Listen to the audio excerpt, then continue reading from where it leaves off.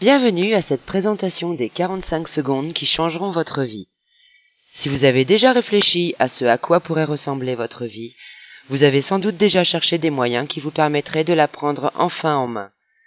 D'ores et déjà, je vous remercie d'avoir ce premier regard sur cette proposition d'affaires afin de voir si elle mérite votre intérêt. Voyons ensemble comment prendre votre vie en main avec le marketing de réseau. Avez-vous déjà songé à ce que cela représenterait pour vous de prendre votre vie en main? Voilà ce que signifie pour moi le fait de prendre sa vie en main.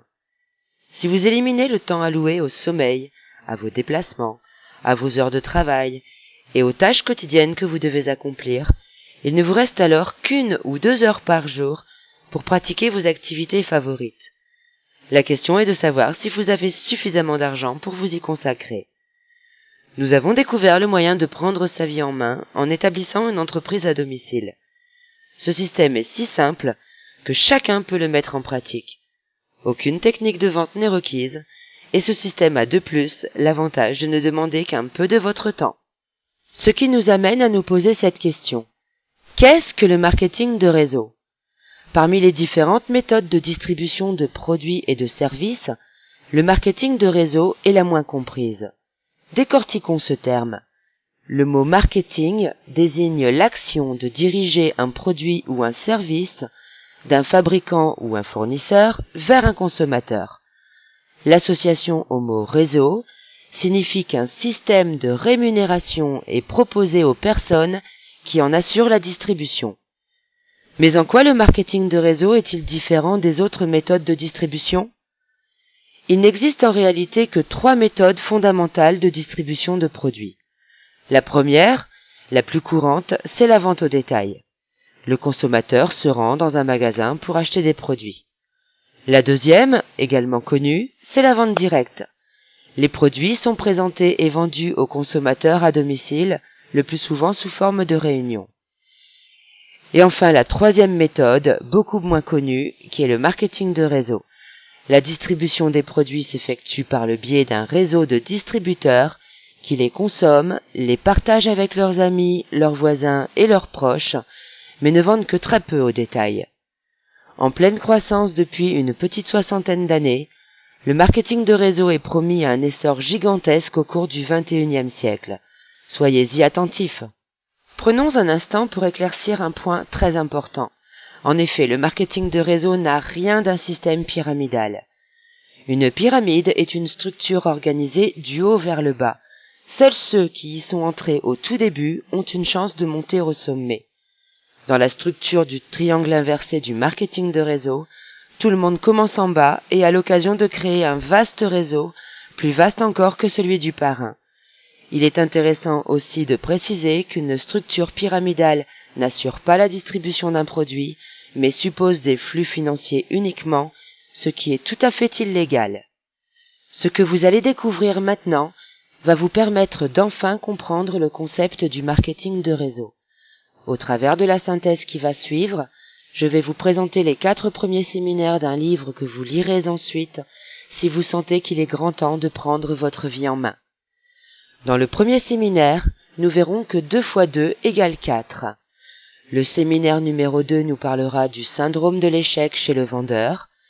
Le séminaire numéro 3 des 4 choses que vous devez faire. Et le séminaire numéro 4 à creuser jusqu'à la roche-mère. Abordons le premier séminaire qui s'intitule 2 × 2 = 4. Ce chapitre traite de l'importance du travail en équipe et du soutien aux distributeurs qui démarrent dans votre réseau. C'est au cours de cette illustration que nous commençons à utiliser le terme parrainage. Nous verrons que nous n'avons pas besoin de parrainer la terre entière pour réussir. Première hypothèse. Nous dirons que vous parrainez 2 distributeurs et que vous les formez pour qu'ils puissent en parrainer chacun 2 autres, ce qui fait 4 personnes de plus dans votre réseau. Puis, vous enseignez à vos 2 premiers distributeurs comment faire en sorte que ces 4 personnes parrainent à leur tour, ce qui donne 8 personnes dans votre réseau. En ajoutant encore un palier, votre réseau comptera 16 personnes supplémentaires. Prenons maintenant l'exemple du parrainage de 3 distributeurs. Voyons ce qu'il se produit si chacun parraine un distributeur de plus. Vous parrainez 3 distributeurs et vous leur enseignez à en parrainer chacun 3, ce qui nous donne un total de 9. Puis vous aidez vos 3 premiers distributeurs à enseigner aux 9 qui suivent qu'ils doivent parrainer 3 distributeurs chacun, ce qui nous donne 27 personnes au total. Ajoutez un palier de plus et votre groupe comptera 81 personnes supplémentaires. Remarquez la différence entre 16 et 81, 65. Il s'agit d'une nette différence, non? Et pourtant, la différence réelle n'est que de 1. Continuons notre illustration. Supposons que chacun parraine 4 personnes, soit 2 de plus que notre première hypothèse. Vous avez compris le principe. Vous enseignez à vos 4 distributeurs d'en parrainer chacun 4, ce qui fait 16 personnes de plus dans votre réseau. Puis, vous enseignez à vos 4 premiers distributeurs comment faire en sorte que ces 16 personnes parrainent à leur tour, ce qui donne 64 personnes dans votre réseau. Encore un palier et votre réseau comptera 256 distributeurs en plus. Voyez maintenant la différence entre 16 et 256. Elle est de 240. Pourtant, vous n'avez parrainé et enseigné à parrainer que 2 personnes de plus. Terminons notre illustration en prenant l'exemple du parrainage de 5 distributeurs. À ce stade, vous avez compris la gymnastique. 5 x 5 égale 25, x 5 égale 125, x 5 égale 625. La différence avec 16 est maintenant monumentale. Cependant, la véritable différence n'est que de 3, puisque chaque distributeur n'a parrainé que 3 personnes de plus. Additionnons maintenant les chiffres encerclés et nous arrivons à un total de 780 personnes. Notez que pour trouver 5 distributeurs qui s'investissent à fond, vous devrez peut-être en parrainer 5, 10, 15 ou 20. Si l'on considère uniquement la consommation des produits par les 780 distributeurs du réseau, le chiffre d'affaires est déjà considérable.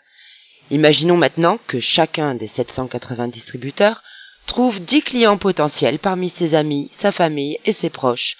Nous obtenons un total de 7800 clients.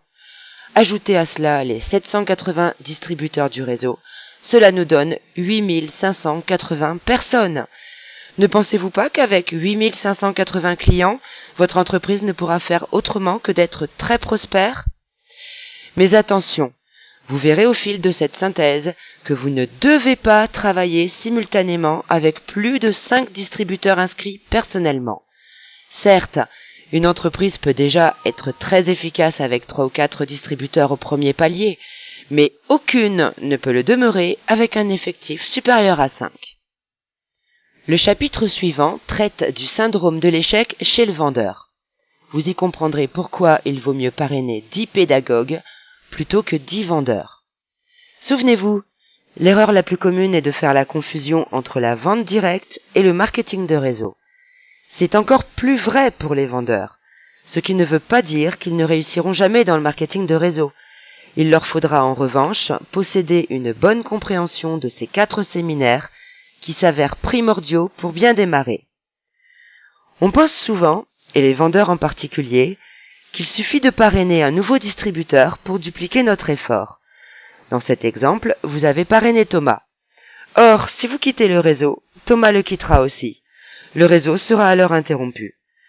C'est pourquoi vous devez expliquer à vos distributeurs que la duplication ne se fait qu'à partir du 3e palier. En effet, si au contraire vous avez appris à Thomas comment parrainer Carole, vous commencez alors vraiment à vous dupliquer vous-même. Mais si Thomas ne sait pas comment former Carole, le réseau sera interrompu à nouveau. C'est pourquoi vous devez enseigner à Thomas comment former Carole pour qu'elle puisse à son tour parrainer Béa. C'est après avoir constitué 3 paliers que la duplication intervient.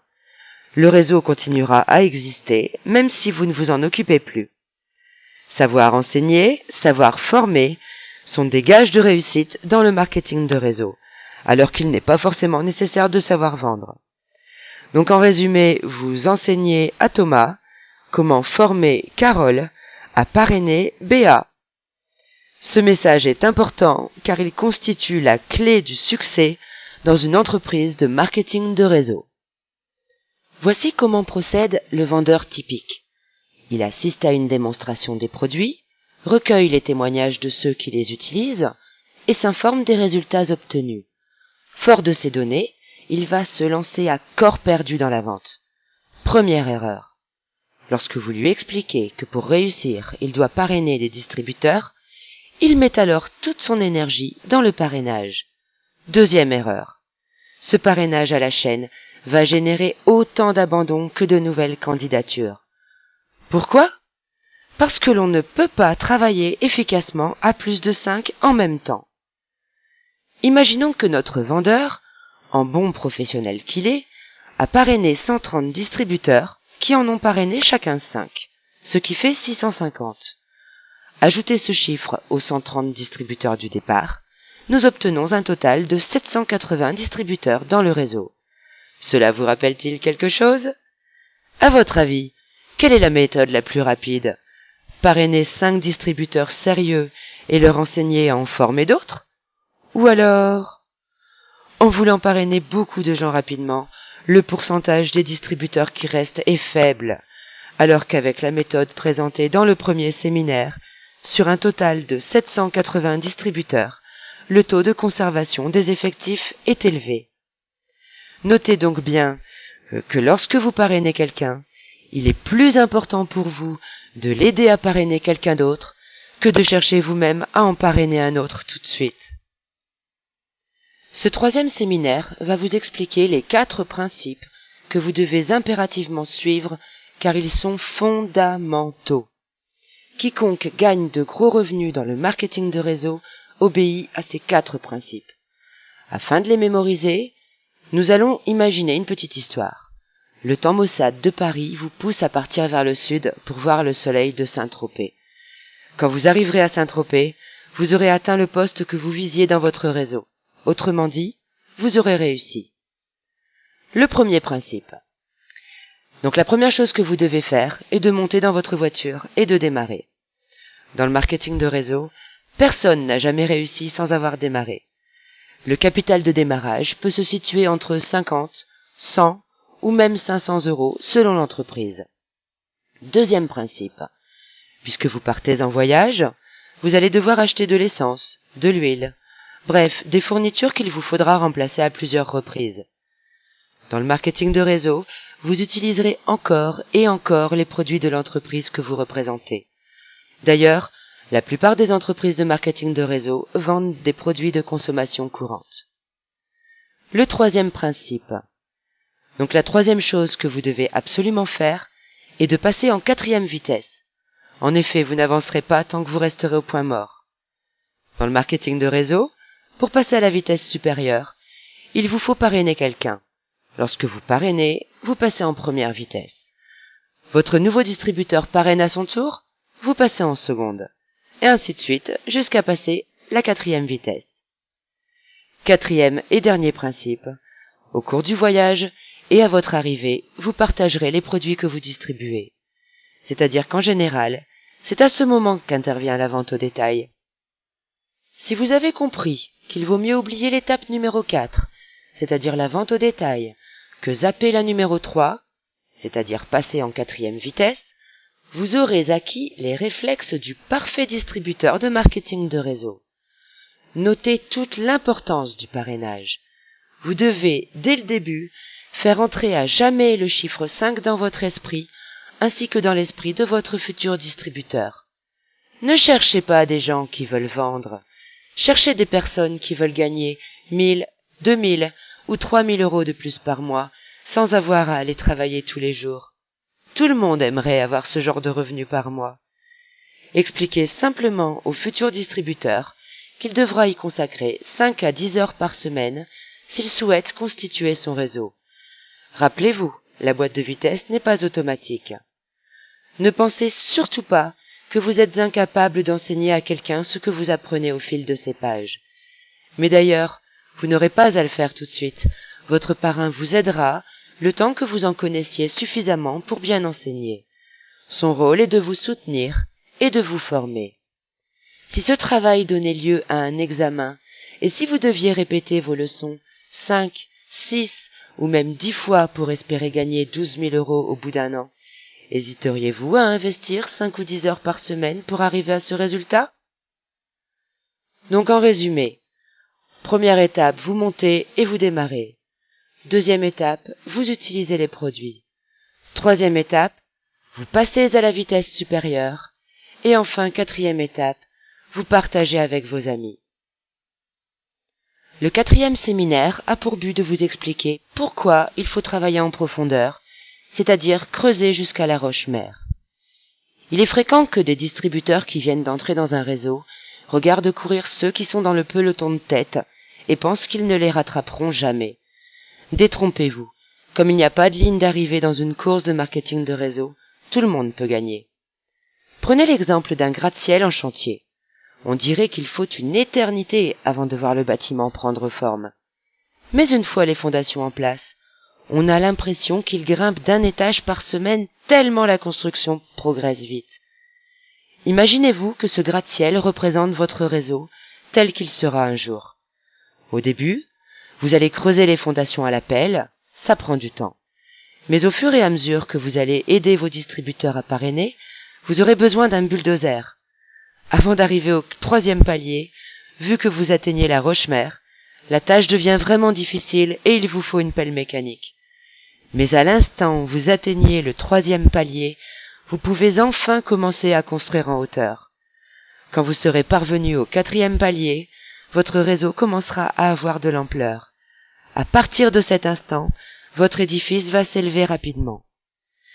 Donc si après plusieurs mois rien ne se produit, ne vous découragez pas. C'est que les fondations sont encore en construction.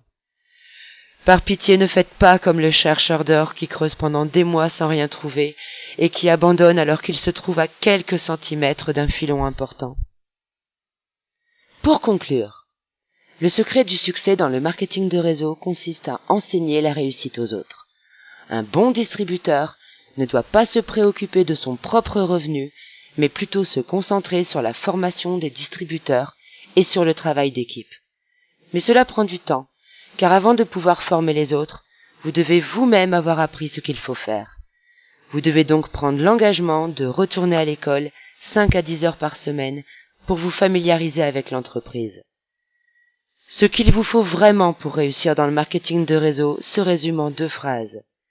Faites-vous des amis si vous n'en avez pas encore, et faites connaissance avec les amis de vos amis. Les 10 séminaires du livre 45 secondes de Don Failla sont reliés ensemble. Les chapitres qui suivent répondront aux questions que vous vous posez peut-être en ce moment. Demandez à la personne qui vous a invité à cette synthèse de vous prêter ce livre pour que vous puissiez le lire en entier. Demandez-lui également de vous parler de l'entreprise qu'elle représente, des produits qu'elle distribue, de la méthode de marketing qu'elle utilise et des outils qu'elle fournit. Il y a fort à parier que vous apprécierez la qualité des produits ainsi que la proposition d'affaires qui y est assortie pour que vous puissiez prendre votre vie en main. Merci beaucoup pour votre attention.